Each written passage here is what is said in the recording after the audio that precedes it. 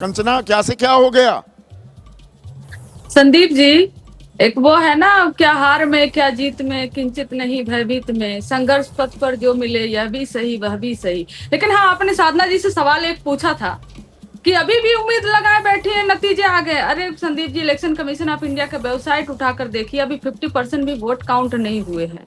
और अच्छा। खासकर जो महागठबंधन के जो जहां पर सीटें आगे हैं, नंबर आगे हैं, वहां पर देखिएगा तो 8 से 10 इतने ही राउंड की काउंटिंग हुई है। और जहां पर बीजेपी आगे है वहां पे आपको 15 से 20 राउंड की काउंटिंग मिलेगी। खैर, ये सब जो किया जा रहा है, जो हो रहा है, वो सब क्या किया जा रहा है? क्या किया जा रहा है? ताकि महागठबंधन के कार्यकर्ता जो हैं उनके मोराल को डाउन करो और रात में फिर वोट चोरी कर लो। वोट चोरी तो खैर दूर की बात है, सीट चोरी कर लो पूरी तरह से। लेकिन अगर आप कहें कि हम अभी हार मान जाएं, कहाँ 38 सीटें, कहाँ 199 का आंकड़ा? सीट चोरी की बात तब तो मैं समझ लूं कि भाई 130 110 का खेल चल रहा है कि 10 सीट इधर गई या उधर गई, उसमें पूरा परिणाम बदल जाएगा। इसमें क्या बदलने की आप उम्मीद लगाए बैठी हैं? क्या गुंजाइश देख रही हैं कंचना?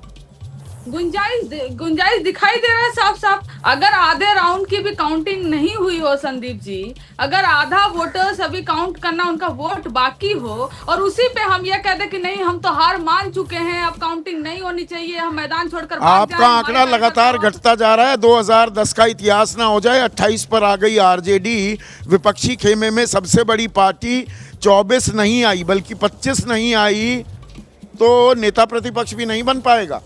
देखिए, 2010 का इतिहास की बात नहीं है, यह 2025 है। और 2025 है और बिहार का भी एक जो रुझान आते हैं ना बिहार के चुनाव का, वो शाम को 5 बजे तक पता चलते हैं। क्योंकि जब तक आप पूरे राउंड की काउंटिंग नहीं करिएगा तो ठीक है, ये आपका अख्तियार है, ये आपका अख्तियार है कंचना, और आप इंतजार करना चाहेंगी अक्षय तक, क्योंकि आप इस चीज के एक्सपर्ट हैं।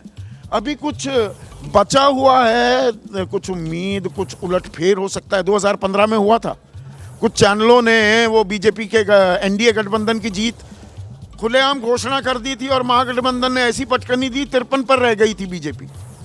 अभी क्या है कि हो सकता है 5-10 सीटें ऊपर नीचे हो जाए, एनडीए ऊपर भी हो सकती है नीचे भी हो सकती है। बट अब यहाँ से जो एनडीए को मैंडेट मिला है वो बहुत चेंज नहीं होने वाला। अब ऐसा नहीं होगा कि आरजेडी सीधा 30 से 80-90 पर आ जाएगी, इतना चेंज नहीं होगा। अब ऑलमोस्ट ये हम लोग 10 बजे बोल सकते थे, कि हम लोग 11 बजे तक बोल सकते थे कि हो सकता है ऊपर नीचे हो जाए, जब एनडीए 160 पर थी, अब 200 के आसपास आ गई है। और ये एनडीए सेक्युलर ट्रेंड है और ये स्टेबलाइज करती हुई दिखाई दे रही है।